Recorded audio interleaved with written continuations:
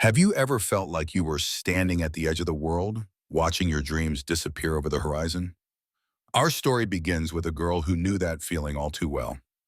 Meet Sarah Mitchell, a small-town girl from the cornfields of Nebraska with a dream as vast as the open sky. She spent her childhood pressing her face against a chain-link fence, not to keep things out, but to get a little closer to the one thing that made her feel truly alive. The thunderous roar of an engine, the sleek silver wings of a plane, and the promise of a world far beyond her small town. But her journey to the cockpit wasn't just about learning to fly. It was a battle against every person who said she couldn't, every rejection that tried to break her spirit, and every obstacle that stood between her and the clouds. This is the story of a girl who dared to dream and a woman who refused to let go, even when 237 lives depended on her. The emergency alarm screamed through the cockpit of Flight 847 as Captain Sarah Mitchell tightened her grip on the control yoke, her knuckles pale under the dim glow of the overhead panel. Red warning lights pulsed across the instrument panel, each one shouting danger in its own urgent language. Behind her, 237 passengers sat in blissful ignorance, unaware that their lives now teetered on the edge of disaster. For a split second, Sarah's focus sharpened into a single point.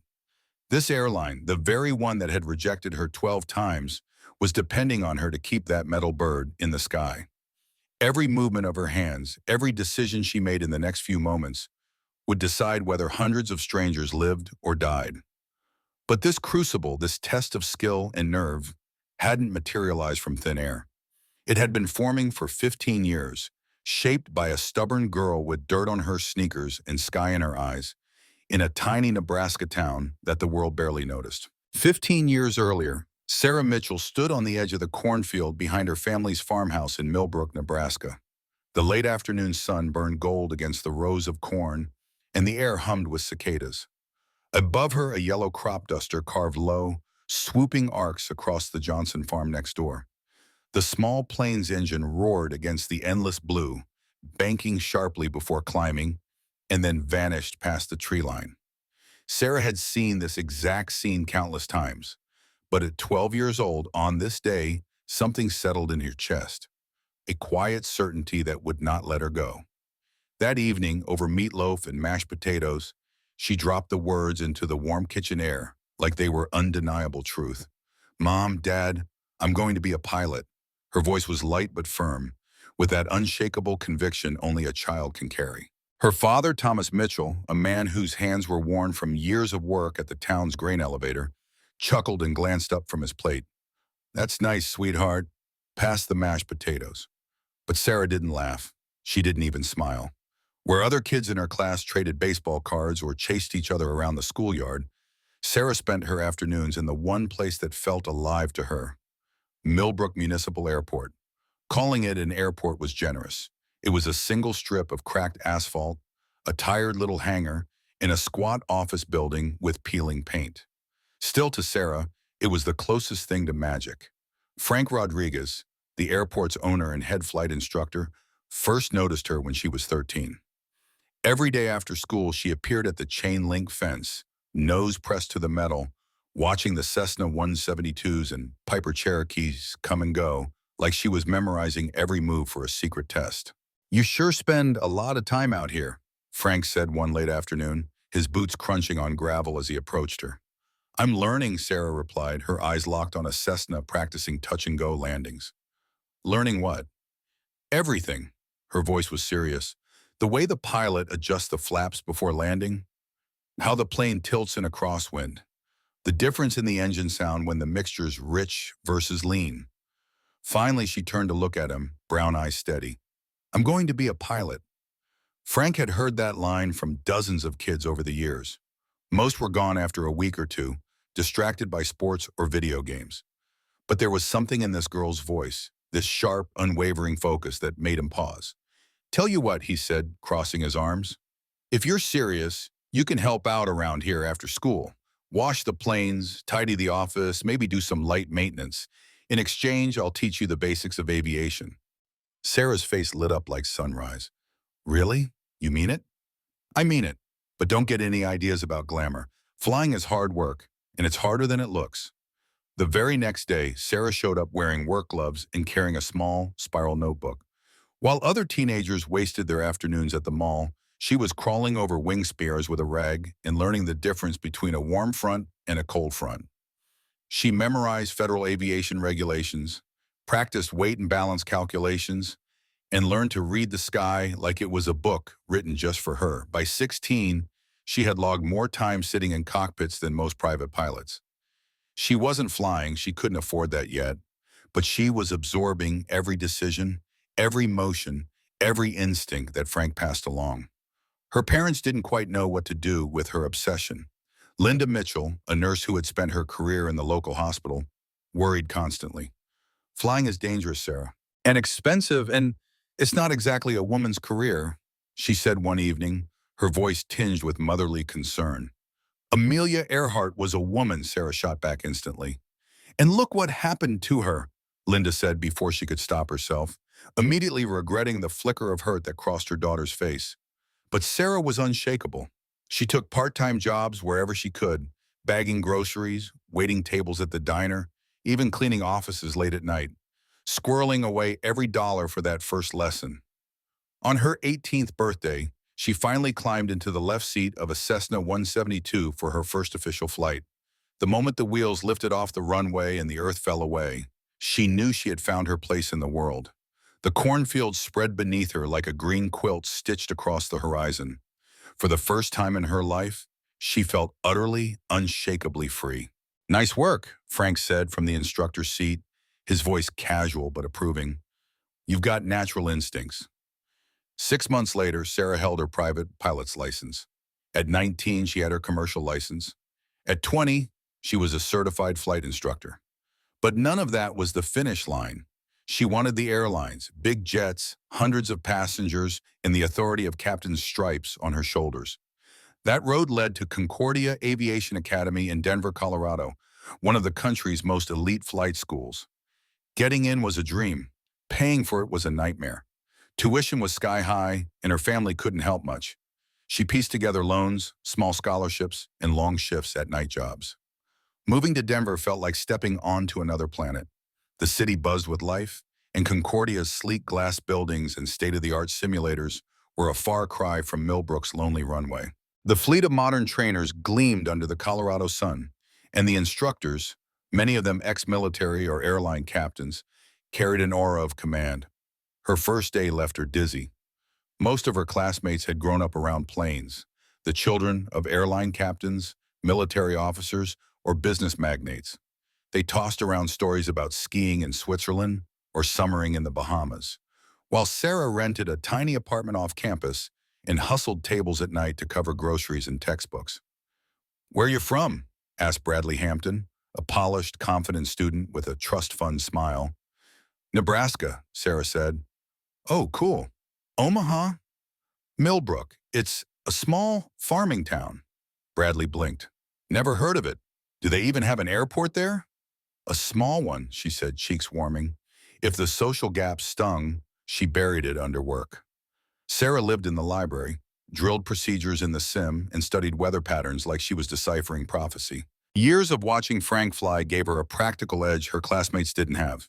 Captain Rebecca Torres, a former Air Force pilot with sharp eyes and a sharper tongue, noticed. After one grueling instrument flight, she called out, "Mitchell, stay behind."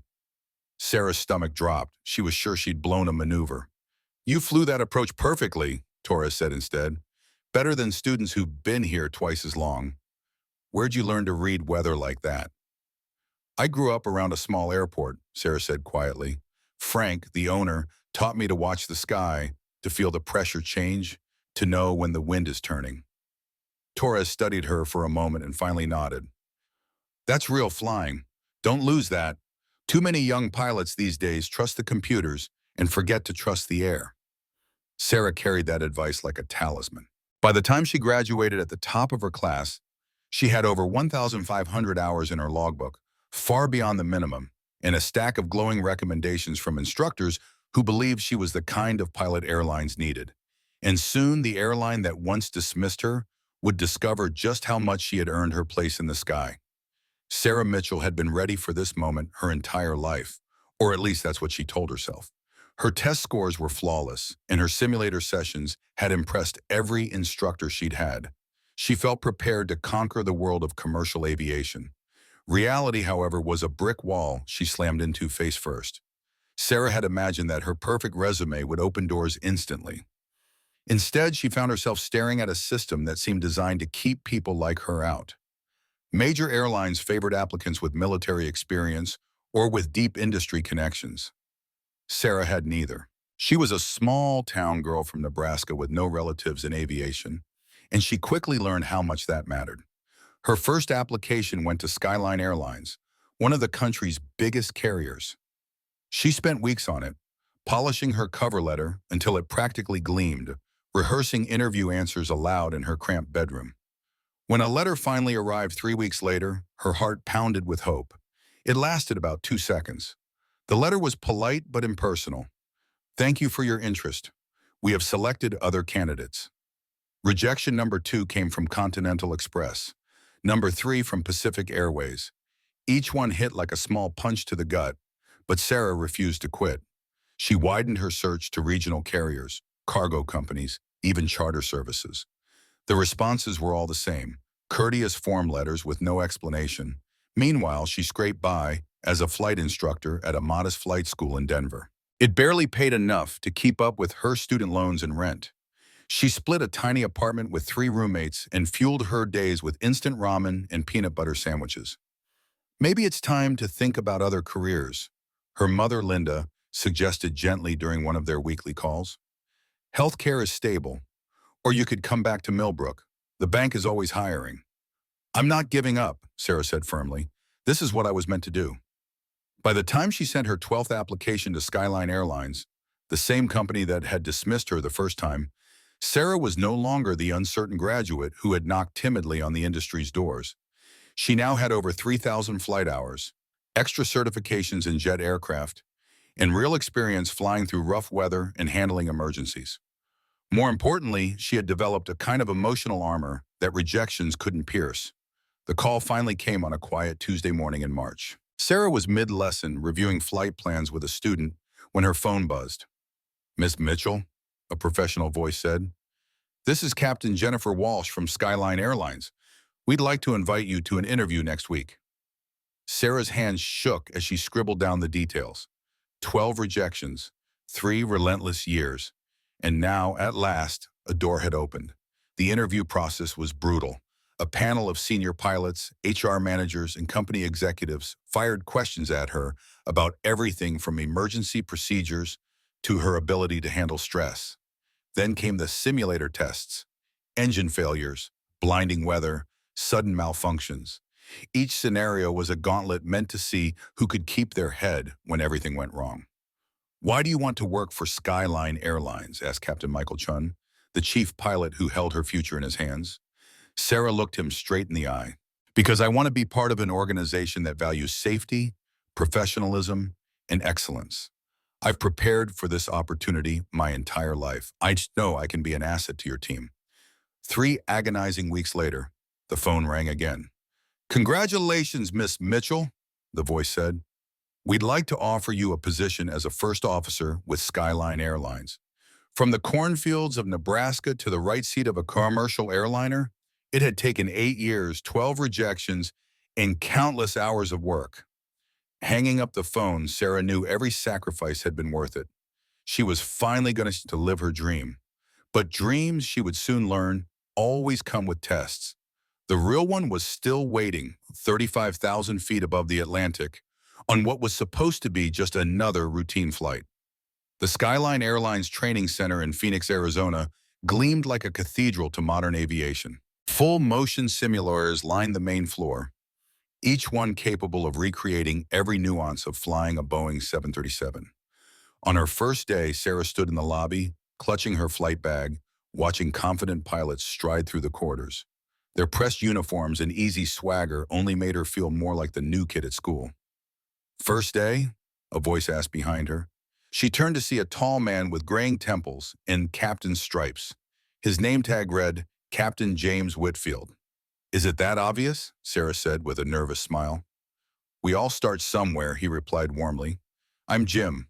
I'll be your training captain for the next 6 weeks. Her new hire class had 12 pilots, mostly men in their 30s and 40s, nearly all with military backgrounds. At 25, Sarah was both the youngest and the only woman. During introductions, the room buzzed with war stories, combat missions, hazardous cargo runs, family aviation legacies. When her turn came, she said simply, "I'm Sarah Mitchell from Nebraska. I've been instructing for a few years, building my hours." The room gave polite nods, but the skeptical looks were impossible to miss. Sarah was used to this, but that didn't mean it didn't sting. Captain Whitfield was tough but fair. He pushed every student to their limits, and Sarah had the distinct impression he was testing her a little harder than the rest. Their first simulator session was a trial by fire. Engine failure on takeoff, he said, killing the left engine as the virtual plane left the runway. Sarah's hands moved instinctively. Control first, checklist second. She maintained heading, worked through the emergency procedures, and executed a flawless single-engine landing. "Not bad," Whitfield said, his tone unreadable. "Let's try something more interesting." He stacked the deck with a hydraulic failure, severe weather, and a bird strike. Sarah stayed calm, handled the failures one by one, and brought the simulator safely down. Years of studying weather systems and aircraft mechanics were paying off in ways her classmates couldn't match. Afterward, Whitfield pulled her aside. "Where'd you learn to fly like that?" "I've been around aviation since I was 12, she said. "A crop duster taught me that no two flights are the same. You adapt or you don't make it back." He nodded slowly. "Old school thinking. Good. Too many pilots lean on autopilot and computers. Real flying is about judgment, making the call when everything goes sideways." Her skills earned respect in the simulator, but socially, acceptance was slower. Conversations in the break room went quiet when she walked in. Invitations to grab a beer after training skipped over her. Most lunches were eaten alone, studying while the others laughed together. The exception was Marcus Thompson, a former Marine with 3 tours in Afghanistan. He treated her like a fellow professional from day one. "You know," he said one afternoon during simulator practice, "I've flown with guys who have 10 times your hours, but they fall apart in emergencies. You've got something different." "Thanks," Sarah said, genuinely surprised. "It's intuition," Marcus continued. "You don't just react, you feel the aircraft. You read the situation. That can't be taught." When training ended, Sarah graduated with the top scores in her class, but she knew the real test was still ahead. The line. Her first assignment was as a first officer on domestic routes. Her captain was Robert Sterling, a 30-year veteran with a reputation for making new pilots prove themselves. "So you're the one who needed 12 tries to get hired," he said in their first briefing, not bothering to look up from the flight plan. "I prefer to think of it as persistence," Sarah replied evenly. For the first time, Sterling actually looked at her. "We'll see. This isn't flight school anymore, Mitchell. Real passengers, real weather, real consequences." Those were the first words Captain Robert Sterling said to Sarah Mitchell on their very first flight together. It was supposed to be a routine hop from Denver to Chicago, yet nothing about it felt routine to Sarah. She approached the pre-flight checks with the meticulous focus of someone who knew her every move was being watched. She ran her fingers across the panels, verified each gauge, and double-checked the altimeter. Sterling hovered behind her like a hawk. He rechecked every calculation she made, recalculated the weight and balance himself, and scrutinized every line on the flight plan. "You're setting the altimeter wrong," he said flatly. Sarah glanced at her instruments. "Sir, I have 30.15, which matches the ATIS." "Check it again," he insisted. She did, 3 times. Each result was identical. Finally, Sterling gave a reluctant nod, as if conceding a battle he hadn't wanted to lose. The pattern continued all the way to Chicago. Every radio call Sarah made was critiqued. Every course correction drew a skeptical comment. Every landing procedure felt like a test she wasn't supposed to pass. When they finally shut down the engines in Chicago, Sterling leaned back in his seat. "Not bad for a first flight," he said without a smile. "But don't let it go to your head. You have got a lot to learn." Sarah barely had time to breathe between flights. As a junior first officer, she got the routes no one else wanted. Grueling early morning departures, midnight arrivals, milk run schedules hopping through half a dozen small cities. Her logbook filled with the names of towns scattered across the Midwest and the South, often under weather conditions that pushed her skills to the edge. One night over Little Rock, Arkansas, the sky turned violent. A line of thunderstorms split the horizon, lightning flashing across the clouds like camera flashes at a premiere. The weather radar showed a solid wall of red. Most pilots would have requested a hold or a diversion. Sarah studied the wind indicators, the pressure readings, the way the air seemed to breathe around the aircraft.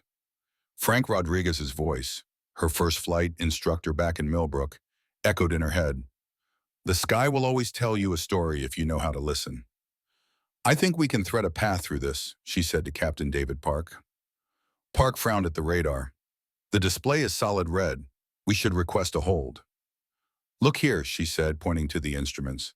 Wind direction is shifting. There's a narrow gap at 2 o'clock, about 15 miles out. Pressure gradient suggests the storm is moving southeast. It'll open for us if we move now. He studied the instruments, then the radar, then back at Sarah. Slowly he nodded. You're right, nice catch. Minutes later, they slipped through the narrow corridor she had predicted, bypassing the worst of the weather. They landed in Little Rock while other flights were still circling or diverting. Word of her weather instincts began to spread. Some colleagues offered cautious respect. Others still doubted. Respect truly felt out of reach during a crew meeting in Atlanta when Captain Harrison Brooks, a veteran with a booming voice and zero filter, decided to broadcast his opinion. I don't care how well she flies, he said, loud enough for Sarah to hear across the room.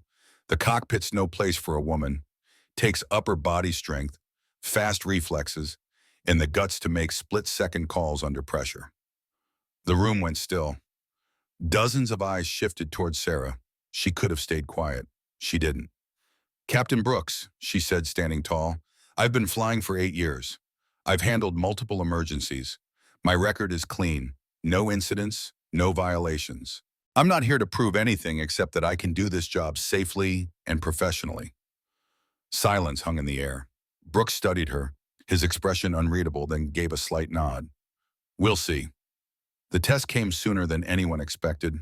Sarah was first officer on a Dallas to Nashville flight with Captain Lisa Chun, one of the few female captains at Skyline Airlines. The Boeing 737 carried 180 passengers, including a high school band on their way home. At 25,000 feet, Sarah felt it, a faint, almost imperceptible tremor through the airframe. Do you feel that? She asked. Feel what? Chun replied. A vibration. Left engine, maybe. Subtle, but it's there. Chun checked her instruments. Everything's in the green. Engines look normal. Sarah hesitated. Years of flying had taught her to trust her instruments, but also her instincts. The vibration grew, still barely detectable, yet undeniably present.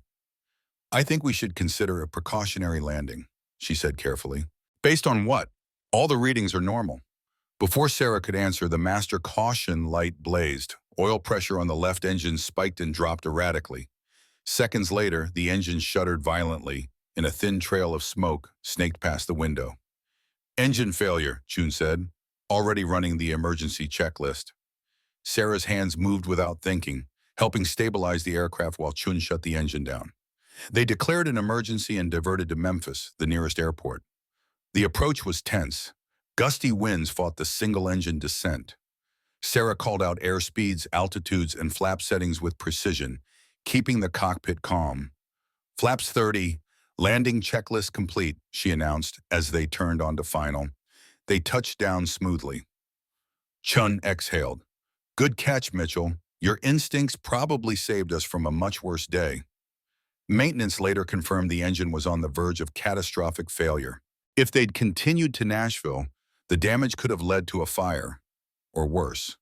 Chun's official report praised Sarah's quick thinking and sharp instincts. The story rippled through the airline. Pilots who had doubted her began to take notice. The real breakthrough, though, came with Sterling. Months after their rocky first flight, they were flying from Phoenix to Denver when a massive storm system forced reroutes across the region. Air traffic is sending everyone south, Sterling muttered, scanning the radar. Adds an hour to our flight time. Sarah stared at the weather display. Wind patterns, pressure gradients, storm movement. She read it like a second language. "Captain, I think there's a path through," she said. "If we climb to 39,000 and turn 10 degrees left, there's a corridor of smoother air." Sterling's eyes narrowed. "That's right through the heart of the system." "Not through it," she corrected. "Between the cells. Pressure patterns show a band of calmer air up there." He hesitated, calculating fuel and time. A diversion meant delays, missed connections, and unhappy passengers. Finally, he said, "All right, Mitchell, show me what you've got." They climbed. Turbulence eased. Lightning flickered around them as they threaded a narrow slice of calm sky between monstrous thunderheads. "I'll be damned," Sterling said, staring at the radar. "How did you know that would work?" "A crop duster in Nebraska taught me," she said, smiling slightly. "Storms have patterns. If you understand how the air moves, you can find the paths that keep you safe." They landed in Denver on schedule, avoiding the delays and the bone-rattling ride that other flights endured. After the shutdown checklist, Sterling finally turned to her. "Mitchell, I owe you an apology. I judged you before I knew you. You're one hell of a pilot." "Thank you, Captain. That means a lot." I'm recommending you for upgrade training," and he added. "You're ready to be a captain." 3 years after joining Skyline, Sarah Mitchell earned her captain's bars, faster than most. Her reputation for safety, professionalism, and uncanny weather sense had become her signature. And on her first flight as Captain Mitchell, fate offered the sweetest turn. Her first officer boy was Harrison Brooks. She smiled as she settled into the left seat. "It's Captain Mitchell now." Brooks chuckled, tipping his cap. "Yes, ma'am, I have to say it's an honor to fly with you." The weather had continued to deteriorate, and Shannon Airport was now reporting gusty crosswinds with rapidly changing visibility. Sarah could feel the tension in her shoulders as she scanned the latest updates on her monitor. The operations room filled with the low hum of voices and the rhythmic clatter of keyboards. She knew every second mattered. The Atlantic storm had grown into a churning monster, and the Boeing 777, though powerful, was just a speck in its path. "Jake," Sarah said into the headset, her voice firm but calm, "we're approaching decision time. Shannon is still holding at minimum landing conditions, but the weather's sliding downhill fast. Heathrow is out of the question now. Headwinds and fuel burn won't allow it. I need you to confirm. Are you ready to divert to Shannon?" There was a long pause. Through the static, Sarah could hear Jake's heavy breathing and the muted background noise of the cockpit. He was alone up there, save for the unconscious Captain Reynolds and the quiet murmur of the flight attendants doing their best to calm 237 anxious passengers behind him. "Yes, Captain Mitchell," he said finally. His voice trembled, but there was steel beneath it now. "Diverting to Shannon." "Good," Sarah replied. "I'm with you every step of the way. Input heading 094 and prepare for descent in 10 minutes. You'll want to stay ahead of the turbulence band I'm seeing on the radar. It's ugly, but it's manageable if you stay focused." She heard the soft clicks of switches and the low rumble of the engines through the radio. Morrison was moving deliberately, his training returning to the surface as adrenaline steadied into discipline. Sarah's mind worked like a clock, calculating fuel margins, descent angles and weather projections, cross-checking with the operations team and air traffic control. The next 20 minutes stretched like hours. Jake's voice wavered only once when a burst of turbulence slammed the aircraft, jostling the control column. "We just hit some severe chop. Autopilot's having trouble holding altitude." "You've got this," Sarah said immediately, projecting a confidence she didn't entirely feel. "Reduce speed to turbulence, penetration speed, keep wings level, and ride it out. Don't fight the plane. It knows how to handle this." The storm howled around the aircraft, lightning flickering in the clouds like distant explosions. Sarah remembered her own first storm crossing years ago, the way the world outside had turned into a boiling black sea of cloud. She knew exactly what Jake was seeing. Nothing but darkness and the strobing violence of nature, a reminder of how small humans were in the sky. Finally, Jake's voice broke the tension. "Shannon approach has us on final. Winds 220 at 28, gusting 35. Crosswind landing required." Sarah's knuckles whitened around the edge of the console. "All right, Jake. This is where all your training comes in. Stable approach, no rush. Keep your focus on the runway lights. Let the plane settle before you flare. Trust the 777. It's built for this." The operations center fell silent as everyone listened. A long minute passed with only the crackle of the radio and the muted sound of Morrison's breathing. Then a heavy thud came through the headset, followed by the squeal of tires and the deep roar of reverse thrust. "Flight 847, Jake's voice said, thick with relief. "We're down. Roll out normal. Captain Reynolds is still stable. Passengers are safe." A cheer erupted in the operations center. Sarah exhaled for what felt like the first time in hours, a tremor running through her hands now that the adrenaline was draining from her system. "Excellent work, Jake," she said, her voice softening. "You just brought 237 people home safely. I knew you could do it." Later, after the passengers disembarked and Captain Reynolds was taken to a hospital in stable condition, Amanda Wells placed a gentle hand on Sarah's shoulder. "I've been doing this for 15 years, she said quietly. "I've never seen someone hold a plane together from the ground like that." Sarah didn't answer right away. She stared out the window at the tarmac, where the massive jet now sat quietly under the Irish rain, lights glinting off its wet fuselage. She thought about all the times she'd been doubted, all the doors that had been slammed in her face. Tonight, none of it mattered. Back in London the next day, a message waited for her from Skyline Airlines chief pilot, Captain Michael Chun. "I heard what happened with 847. You didn't just save a flight. You proved why we believe in you. Expect a call from corporate." Sarah closed her eyes for a moment, letting the weight of the night settle in. She had faced the ultimate test of her career, and when it had mattered most, she had delivered. The girl from Nebraska who had once stared up at crop dusters in the endless plains had just guided a Boeing 777 through the teeth of an Atlantic storm without ever leaving the ground. The rain pounded against the windows of the operations center, and the screens were filled with grim reports. Heathrow was buried under heavy rain and suffocating fog. Winds screamed across the runways, crosswinds at 35 knots, gusting to 45. Visibility had dropped to half a mile. Sarah Mitchell's stomach tightened as she studied the weather data. These conditions weren't impossible for a skilled pilot, but they were unforgiving. For someone with limited experience, a landing like this was the edge of a knife. On the other end of the line, Jake Morrison's voice betrayed the tremor of doubt.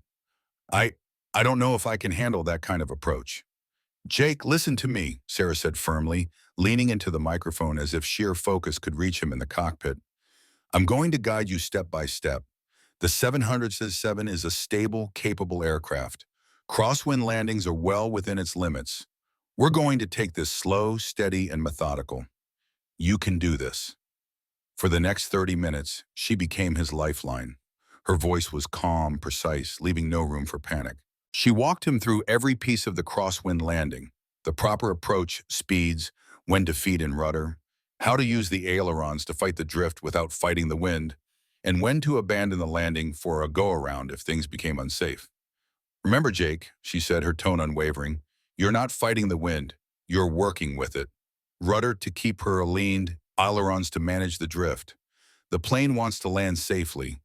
You just have to guide her there." As Flight 847 descended toward Shannon Airport, Sarah found herself holding her breath.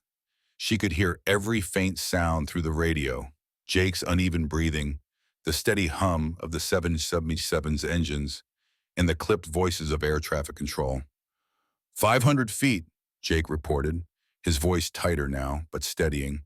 "Airspeed is good." "Excellent," Sarah replied. "Keep your corrections small and smooth." 300 feet. I can see the runway lights. Her heart leapt. "Perfect, Jake. You're doing great." 100 feet. Touching down now. The next moments were silent, a silence that stretched long enough for Sarah to feel every beat of her heart. 237 souls hung in that quiet. Then the radio crackled. "We're down. We're on the ground at Shannon," Jake said, his voice breaking with relief. "All passengers and crew are safe." The operations center erupted. Applause and cheers filled the room, the sound of pure release after 6 hours of tightening fear. Sarah's tears came all at once, blurring the glowing monitors as the tension drained out of her body. She had walked a fellow pilot through the worst moment of his life, and everyone had survived. "Jake, That was outstanding flying, she said into the mic, her voice thick with pride. I couldn't have done it without you, Captain Mitchell. You saved us all. But Sarah knew the truth. She had given him guidance, but Jake Morrison had been alone in that cockpit, making the life or death decisions, executing every maneuver with trembling hands and newfound courage. He had found his own strength when it mattered most. Within hours, the world knew the story. News outlets everywhere were calling Flight 847's emergency landing a miracle. A young first officer had landed a fully loaded 777 in a storm after his captain suffered a medical emergency. But inside the aviation world, the quiet truth circulated. Captain Sarah Mitchell had been the invisible hand that guided the aircraft to safety. You did something extraordinary last night, Amanda Wells, the night operations supervisor, told her during the debrief. 237 lives are walking around today because of you. Sarah thought back to the girl in Nebraska who used to watch crop dusters trace white lines across the summer sky. Every flight, every lesson, every long night of study and practice, everything had led to this moment. I was just doing my job, she said softly. No, Amanda said, shaking her head. You were being the kind of pilot the rest of us hoped to be. 3 weeks later, Sarah's phone rang in her Paris hotel room. This time it wasn't an emergency, but it would change the course of her life. Captain Mitchell, came the voice of Chief Pilot Richards, low and direct. We have a situation that requires our best. Are you available for a special assignment? Sarah looked out at the Charles de Gaulle tarmac, where aircraft were lifting into the gray sky, unaware that one call was about to lead her into the defining moment of her career. I'm available, she said. What do you need me to do? What he told her next would mark the beginning of the most dangerous and consequential flight of her life, a mission that would demand every skill she had ever learned, every instinct she had ever honed, and every ounce of courage she possessed. When her phone had first rung at midnight, she had already suspected it wasn't routine. Chief Pilot William Richards rarely made personal calls, and never in the middle of the night to someone stationed overseas. Captain Mitchell, he said again, his voice tense. I need you in Washington, D.C. tomorrow morning. 0800 hours. There's a classified briefing. Sarah sat upright in bed, heart pounding. Classified? I can't discuss details on an unsecured line, Bunny said. What I can tell you is that the Department of Homeland Security has specifically requested our most experienced pilot for a special operation. Your name was the first that came to mind. In 15 years of flying, Sarah had never been summoned for anything requiring government security clearance. Sir, can you at least tell me what aircraft I'll be flying? A Boeing 777-300ER. Beyond that, everything will be explained in the briefing. Pack for an extended assignment. This could take weeks. 24 hours later, Sarah sat in a stark, windowless conference room in Arlington, Virginia. Around the table were Homeland Security officials, FBI agents, and military intelligence officers.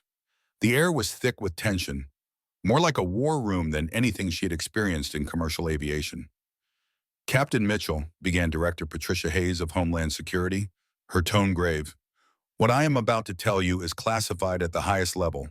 Please sign these documents before we proceed. Sarah didn't hesitate. Her pen scratched across the non-disclosure agreement. Her curiosity burned hotter than her apprehension. 3 months ago, Hayes continued, we intercepted communications indicating a terrorist plan to hijack a major international flight and use it as a weapon against a high-value target.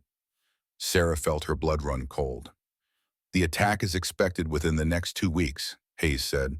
Intelligence points to a summit in Geneva, Switzerland, where nearly 40 heads of state will gather. The plan is to seize a chartered aircraft carrying a summit delegates and crash it into the convention center. FBI agent Robert Nash leaned forward. We believe the crew of that charter flight has already been infiltrated. When the plane is airborne, the terrorists will take control. Sarah's voice was steady, but her pulse hammered. What does this have to do with me? Director Hayes met her gaze. We want you to fly a shadow mission, a nearly identical aircraft following the same route. If the hijacking occurs, you will intercept and stop it before it reaches Geneva. Sarah stared, stunned.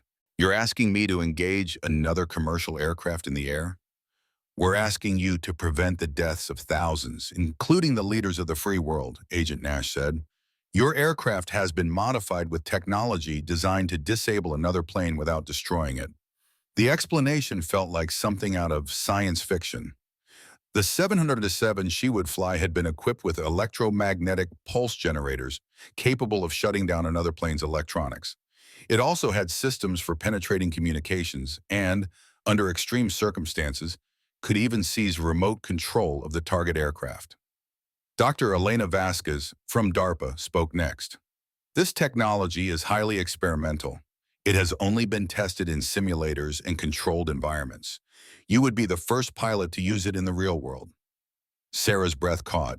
Her entire career had led to this, and now the stakes were beyond imagination. Sarah Mitchell sat in the silent briefing room, the weight of the mission pressing against her chest.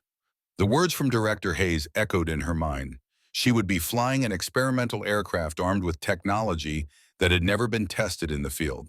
Technology designed to intercept and stop a terrorist attack. These were not hypothetical threats. The terrorists they were hunting had already shown they were willing to die for their cause.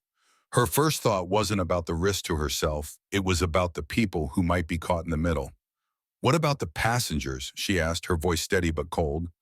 "If I'm shadowing a legitimate charter flight, there will be innocent civilians aboard the target aircraft."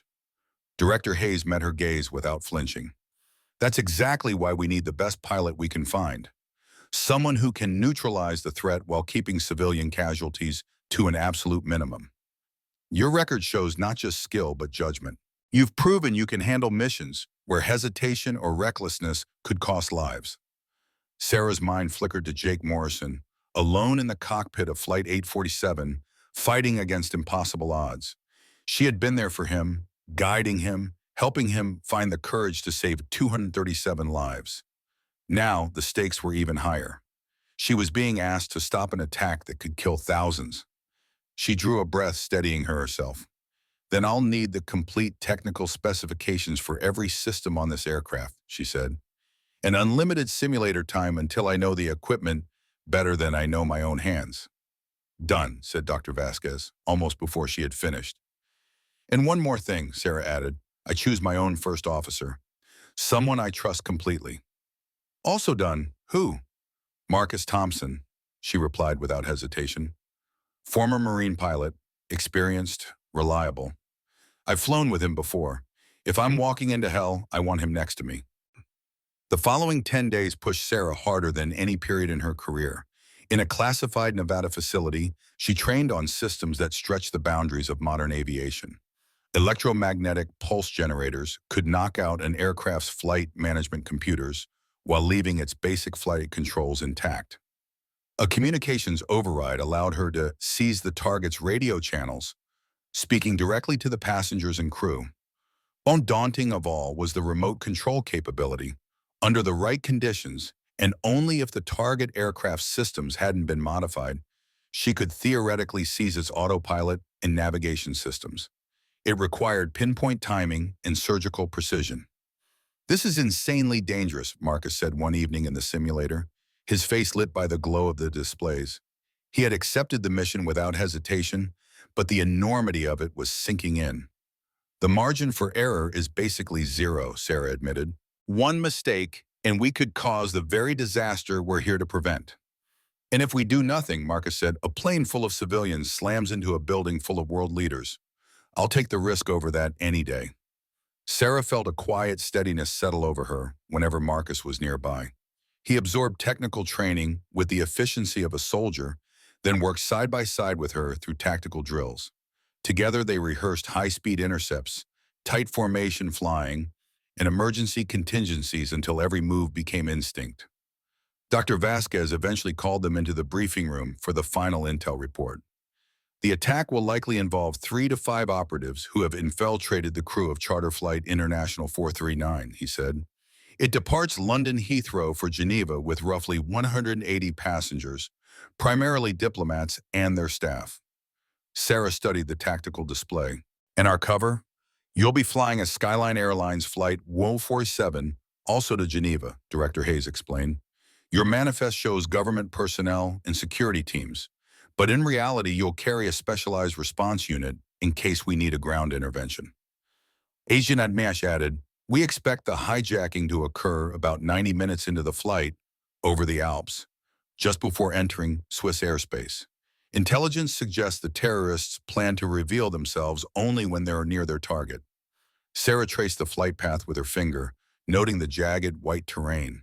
The Alps were both beautiful and unforgiving, offering few options if anything went wrong. "If something happens up there," she said quietly to Marcus, "we'll be on our own. No backup, no emergency services, no ground support." "Then," Marcus replied with calm resolve, "we just make sure nothing goes wrong." The morning of the mission broke crisp and cold over Heathrow. Sarah and Marcus arrived 3 hours early, performing the most meticulous pre-flight inspection of their careers. Every system was checked, rechecked, and tested until there was no doubt the aircraft and its experimental technology was ready. In the cabin, 24 members of an elite tactical response team strapped in, their expressions a mix of focus and grim determination. If Sarah and Marcus could force the hijacked aircraft to land, these were the men and women who would neutralize the threat. "Captain Mitchell," said Colonel David Price, the team leader, meeting her in the aisle, "I want you to know every person on this plane volunteered.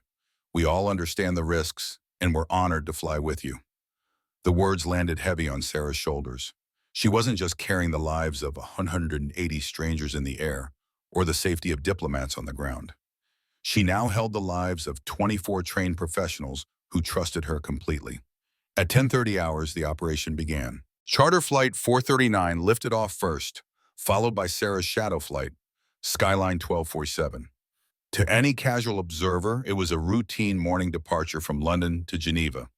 For the first hour, everything was uneventful. The target aircraft maintained its altitude and course. Radio chatter was normal. Marcus monitored the detection systems, his eyes never leaving the instruments. "Target holding steady," he reported. "No deviations, no unusual traffic." A part of Sarah hoped, almost prayed, that the intelligence had been wrong, that this entire mission would end in an uneventful flight and a quiet return to base. Maybe the threat had been neutralized. Maybe the attack was called off. At 11:47, hope evaporated. "Emergency transmission from Charter 439, came the controller's sharp voice over the radio. "They're reporting a hijacking in progress." Sarah's grip on the controls tightened.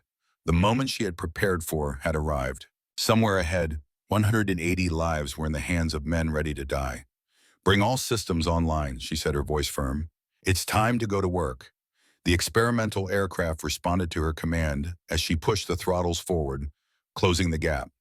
Through the cockpit glass, the Alps rose into the afternoon sun, magnificent, white, and deadly. "Target acquired," Marcus called out. "Range 12 miles and closing." Sarah activated the communication override, her finger hovering over the switch. The next words out of her mouth could decide the fate of thousands. "Charter Flight 439, she said into the mic, her tone steel. "This is Captain Sarah Mitchell of the United States government. Return to your assigned course immediately." The reply was sharp, angry, and chilling. "American pilot, you cannot stop us. Today, your people all pay. We will not be deterred." Sarah felt the cold certainty settle in her chest. Negotiation was off the table. These men were committed, and so was she.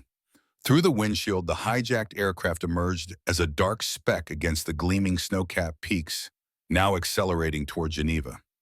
Inside that metal tube sat 180 innocent souls, unaware their plane had become a weapon. "Range 8 miles and closing," Marcus reported, fingers dancing over the controls of the experimental systems. The ultimate test of Sarah Mitchell's courage, skill, and judgment had just begun. 35,000 feet over some of the most unforgiving terrain on Earth. The control systems hummed as Sarah Mitchell steadied her grip on the yoke. Target altitude, 37,000 feet. Airspeed, 540 knots. The Boeing 777 ahead of them was being pushed to its limits. Sarah adjusted her approach, positioning their own aircraft just above and behind the hijacked plane. Through her headset, the chaotic chatter of air traffic controllers filled the cockpit. Desperate, unanswered calls to the flight under terrorist control. "Charter 439, this is Geneva Control. You are off course and entering restricted airspace. Respond immediately. Nothing. Just silence and the endless hiss of static. Sarah switched on the direct communication penetration system, her voice cutting across the terrorist-controlled radio frequencies with sharp authority. This is Captain Sarah Mitchell. I am ordering you to level off and return to your assigned altitude. You have 60 seconds to comply. The reply crackled back, cold and unflinching. American woman, your threats mean nothing. We are already martyrs. Turn away, or you will die with us. A chill ran down Sarah's spine. This time it wasn't from the frigid alpine air outside the cockpit windows. She had faced mechanical failures, brutal storms, and emergencies that pushed her skills to the edge. But this was different. Someone on that plane intended to kill innocent people, and she was the only thing standing in their way. Marcus, she said evenly, initiate the electromagnetic pulse sequence. Target their navigation first. EMP charging, Marcus Thompson confirmed, his eyes glued to the readouts. 30 seconds to full power. The technology was experimental, dangerous. Dr. Vasquez had warned them. In real-world conditions, the pulse could have unpredictable effects on both aircraft if they got too close. But Geneva was only minutes away, and doing nothing wasn't an option. EMP ready for deployment, Marcus said, voice tight. Fire. An invisible wave rippled through the sky. Sarah's gaze flicked to her instruments, scanning for any signs of trouble in their own systems. For a heartbeat, nothing changed. Then, the hijacked 777 wavered in the air, its flight path jerking slightly. It's working, Marcus murmured, eyes narrowing. Their autopilot just disconnected. They're flying manual. Sarah edged closer, closing the gap to less than a mile. At this distance, she could make out the smooth white fuselage and the Charter International markings, a normal plane hiding deadly intent. Charter 439, your navigation is down, she said, voice steady. Land at the nearest airport, or I will take additional action. The response was defiant, almost exultant. We do not need your Western technology. We will fly into the summit building with our own hands if we must. Sarah's gut tightened. Disabling the electronics wasn't enough. These men were willing to die to complete their mission. Prepare the control override system, she said. Sarah, Marcus hesitated. That's never been tested on a live aircraft. If it fails, we could crash them ourselves. If we don't try, she said grimly, they'll crash anyway, straight into a building full of world leaders. Marcus swallowed hard, then activated the override interface, trying to link wirelessly with the other plane's flight management computer. Every adjustment required exact positioning. I need us within 500 feet, he said, sweat beading despite the cold cockpit. Sarah guided their aircraft closer, fighting the wake turbulence rolling off the 737's massive wings. At this range, any sudden movement could be fatal. Her hands were rock steady, years of flying close formation drills and tense approaches paying off now. Connection established, Marcus said, exhaling. Uploading override commands. The hijacked plane twitched violently, rolling left, then right, its nose pitching up and down. The terrorists were fighting back, manually overriding Sarah's remote commands. They're trying to disconnect the system, Marcus shouted. Suddenly, the 777 nosed into a terrifying dive, shrieking toward the Swiss countryside. Sarah's stomach lurched. 180 lives were seconds from ending. Cut the override, Aishi ordered. We're making it worse. Marcus severed the connection instantly. The hijacker wrestled the plane out of its dive, but they'd lost precious altitude, now skimming dangerously close to the jagged alpine peaks. New plan, Sarah said, her mind firing through every tactic she knew. We're going to force them down. Physically. You mean ramming? Marcus asked, incredulous. Not ramming, herding, like a sheepdog with cattle. We'll use our aircraft to block them, force them to change course. It was a maneuver Sarah had never attempted, but the aerodynamics made sense. If she could manipulate air pressure and wake turbulence, she could make it nearly impossible for the terrorists to hold their path. She slid her aircraft directly in front of the 777. The hijacker had two choices: alter course or risk a mid-air collision. You're insane, American pilot, the terrorist's voice cracked over the radio. You will kill us all. Then land at the nearest airport, Sarah replied, voice like steel. For the next 10 minutes, the sky above the Alps became a deadly chessboard. Each time the 707 tried to swing toward Geneva, Sarah cut them off. When they climbed, she climbed faster. When they dove into the valleys, she followed, never giving them an opening. Sarah, fuel's becoming critical, Marcus warned, scanning the gauges. If this keeps up, we might not reach an airport ourselves. How long until they'd reach Geneva if they were on a straight course? 12 minutes. Sarah's jaw tightened. This couldn't go on. Blocking was working, but it wouldn't last. She needed a decisive move. Marcus, can we access their cabin PA? Yes, the penetration system can broadcast inside. She keyed the comm. Her voice, calm but commanding, filled the hijacked plane. Ladies and gentlemen, this is Captain Sarah Mitchell with the United States government. Your aircraft has been hijacked. The terrorists intend to crash your plane into a building in Geneva. They are in the cockpit, but they cannot succeed if you act now. Overpower them immediately. The effect was immediate. Through the radio, shouts erupted. Chaos spilled into the cockpit of the 777 as passengers realized the truth. You have doomed them all, the lead terrorist screamed, his voice breaking, strained by the fight behind him. The 707's movements turned erratic, swaying as the hijackers struggled to fly and fend off furious passengers at the same time. Sarah, look, Marcus pointed out the window. Through the other plane's cockpit glass, she saw the struggle firsthand. Passengers surged forward, sheer numbers overwhelming the hijackers. The terrorist pilot fought the controls with one hand and clawed at attackers with the other. Then the radio crackled with a new voice, American accented, breathless, urgent. This is Ambassador Johnson aboard Charter Flight 439. We've retaken the cockpit. The terrorists are down, but our pilot is injured. Can anyone help us land this plane? Relief swept through Sarah's chest, sharp and powerful. Pride rose with it. The passengers had fought back, and against all odds, they had won. Captain Sarah Mitchell steadied her voice over the radio, forcing calm into the chaos that had consumed the cabin only moments before. Ambassador Johnson, this is Captain Mitchell, she said, her tone firm and measured. I'm going to guide you to the nearest airport. Follow my instructions exactly and we'll get everyone down safely. Munich was the closest suitable airport, 40 minutes away. The plane still had enough fuel to make it, but every second felt like it was balanced on a knife's edge. The terrorist pilot was slumped in the co-pilot's seat, wounded from the desperate struggle to regain control of the aircraft. Several critical instruments were cracked or dead. Yet Sarah refused to let fear take root. As the hijacked jet limped into German airspace, Sarah's voice was a lifeline through the radio. Your airspeed is too high, she instructed. Reduce power and extend your flaps now. Ambassador Johnson's hands, though trembling, were steady enough to obey. His years of basic military flight training were faint echoes from the past, but in that moment, he met Sarah's directions with unwavering focus. The landing was brutal. The plane hit the runway hard, tires screeching as it veered slightly off the center line. But it stayed on the ground. It stayed whole. Every single person aboard was alive.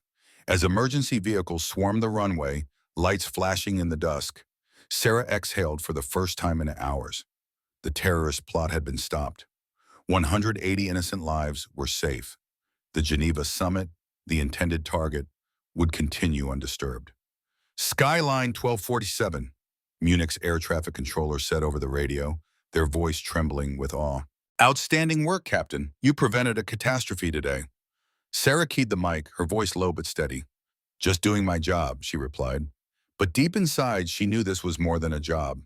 No commercial pilot was ever meant to face what she had just faced. As their aircraft rolled to a halt under the foreign sky, Sarah's thoughts drifted to the long, unlikely road that had led her here.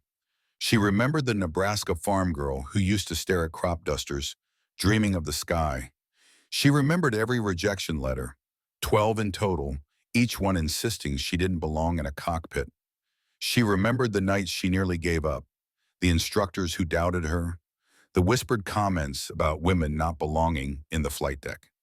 And now she had just stopped one of the most audacious terrorist attacks in aviation history.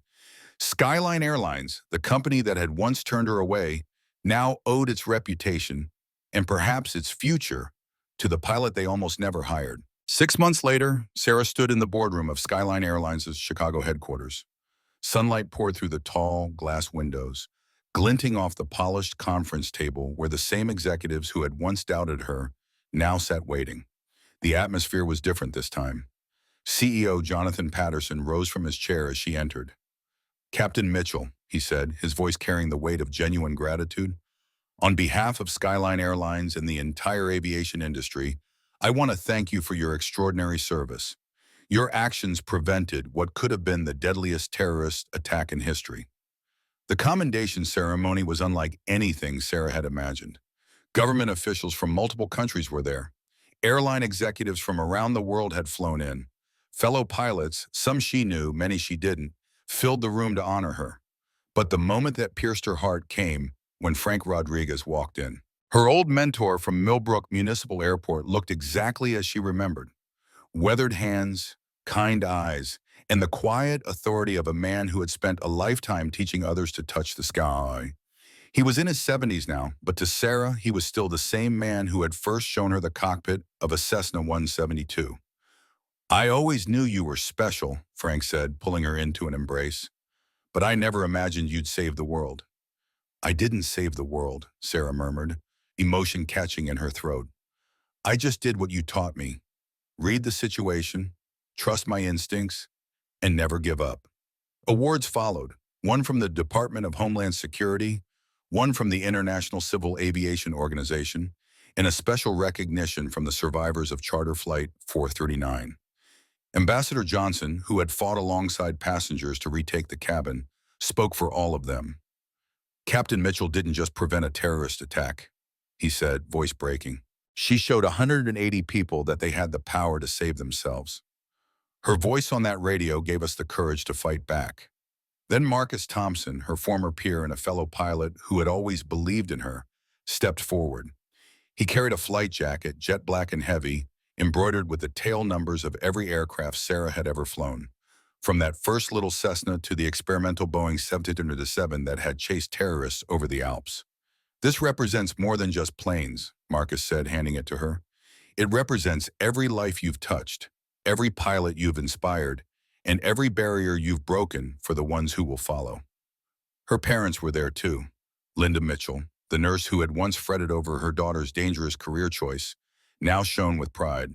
Thomas Mitchell, the practical Nebraska farmer who had never quite understood Sarah's dreams, finally grasped the weight of what she had done. "I was wrong to doubt you," he whispered as they hugged after the ceremony. "You've done something that will be remembered long after we're gone." The media storm after Munich had been relentless. News crews hounded her. Documentary filmmakers, publishers, and Hollywood producers all begged to tell her story. Sarah quietly declined most of them. She wasn't in it for the spotlight. Her actions spoke louder than any broadcast ever could. She did agree to one interview with Aviation Week. "People keep calling Munich my greatest achievement," she said in that now famous article. "But I think my greatest achievement was never giving up. Every pilot faces moments where they question if they belong in the cockpit. The key is to keep flying anyway." The story became one of the most read pieces in the magazine's history, inspiring flight schools across the country to teach her journey as a lesson in perseverance and professionalism. 6 months after Munich, another call came, one that would change the course of her life again. "Captain Mitchell," said to Patricia Williams, administrator of the Federal Aviation Administration, "we'd like to offer you the position of Director of Pilot Training and Safety Standards." The role meant stepping away from commercial flying, but it offered something greater, the chance to shape the future of aviation. Sarah would develop new safety protocols, improve emergency response procedures, and ensure that the next generation of pilots was better prepared for the unexpected than she had ever been. "You've demonstrated exceptional judgment under pressure," Williams said. "We need your experience to help us prepare pilots for an increasingly complex aviation environment." Sarah accepted. At the FAA, she overhauled training programs. She replaced rote memorization with real-world problem solving. She insisted that pilots be trained not only in emergency procedures, but in crisis communication, passenger psychology, and unconventional responses to extreme scenarios. Her first major initiative became known as the Mitchell Protocol, a comprehensive program that prepared pilots for hijackings, terrorist threats, and other high-risk situations. Airlines around the world adopted it, and in the years that followed, it was credited with preventing multiple potential attacks. But the part of her work that meant the most was mentorship. She championed young pilots, especially women and minorities, who faced the same walls she once had. She built scholarship programs, opened internship opportunities at major airlines, and personally advocated for deserving candidates who might otherwise be overlooked. One of those candidates was Amanda Rivera. The daughter of migrant farm workers in California, Amanda had dreamed of flying since childhood but couldn't afford flight school. Sarah's scholarship program changed that. She funded Amanda's education and guided her through the difficult, male-dominated world of aviation, just as Frank Rodriguez had once guided her. Years later, Amanda Wells would recall the impact Sarah had on her life. By the time Amanda became the youngest Latina captain in her airline's history, she often repeated the same words. "She didn't just help pay for my flight school. She gave me the courage to believe I belonged in the cockpit." Sarah Mitchell's journey continued to resonate long after she had earned her wings.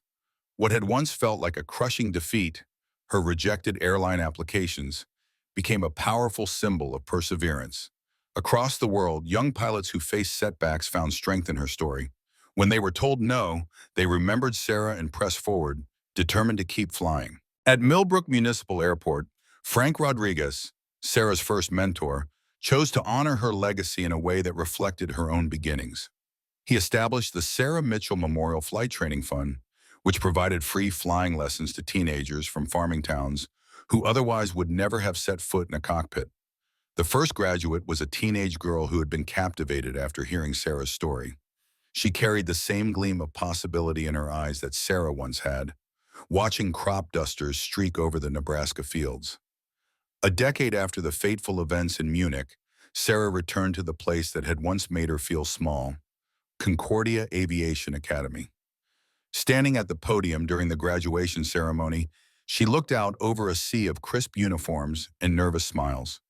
The memory of her own first days there came rushing back, how she had once felt like an outsider among students who came from wealth and privilege. "Some of you will face rejection," she told the graduates, her voice steady and warm. "Some of you will be told you don't belong, that you're not good enough, that you should find another path. When that happens, I want you to remember something. Every great pilot has faced doubt, both from others and from themselves. The ones who succeed are the ones who keep flying." After the ceremony, a young man approached her with hesitation in his voice. He explained that 3 major airlines had turned him down, and he was beginning to wonder if he had made a mistake pursuing this career. "Captain Mitchell?" he asked. "How did you know you were meant to be a pilot?" Sarah smiled, thinking back to the 12-year-old girl standing barefoot in a Nebraska field, watching crop dusters buzz low over the corn. "I didn't know," she admitted gently. "I just knew I couldn't imagine doing anything else. Sometimes that's enough." Today, Sarah Mitchell serves as the senior advisor for aviation safety, shaping the very industry that once rejected her. Her office is a gallery of her journey, photographs of the little yellow Cessna where she first learned to fly, the Skyline Airlines jets she commanded across continents, and the sleek experimental aircraft that had once chased terrorists over the Alps. But her favorite photograph is far simpler. In it, she stands beside Frank Rodriguez, leaning against that same sun-faded crop duster that first ignited her dreams. In the background, a teenage girl peers through the airport fence, her face filled with the same wonder and stubborn determination that had once lived in Sarah's own reflection. The girl who endured 12 rejections became the woman who saved thousands of lives and inspired countless others to chase the horizon. Her legacy lives in every pilot who refuses to surrender, every student who dares to keep pursuing the sky despite the odds, and every person who learns from her that determination can dismantle any barrier. For Sarah Mitchell, the sky had never been a limit. It was an open invitation for anyone brave enough to take flight.